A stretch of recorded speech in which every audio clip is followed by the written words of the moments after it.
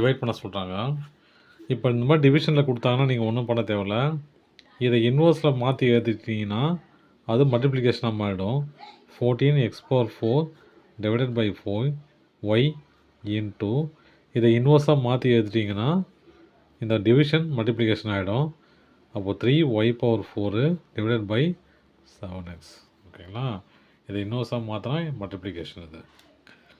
YA இதில் YA 3, இதில் ஒரு எக்ஸு, இதில் 3, அப்புறம் இதில் ஒரு 7, இதில் 2.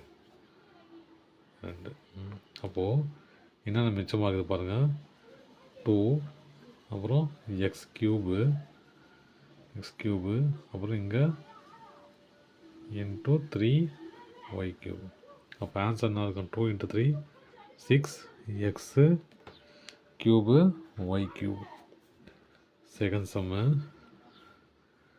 x² -16 divided by x + 4 divided x - 4 x + 4.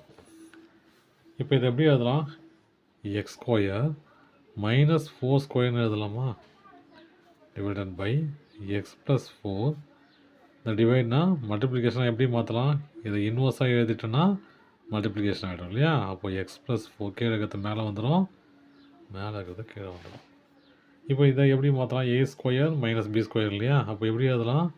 a² - b into a + b into x + 4 divided by x + 4 x - 4. Cancel ஆகிடும், இதுவும் கேன்சல் ஆகிடும். மிச்சம் ஆகுது x +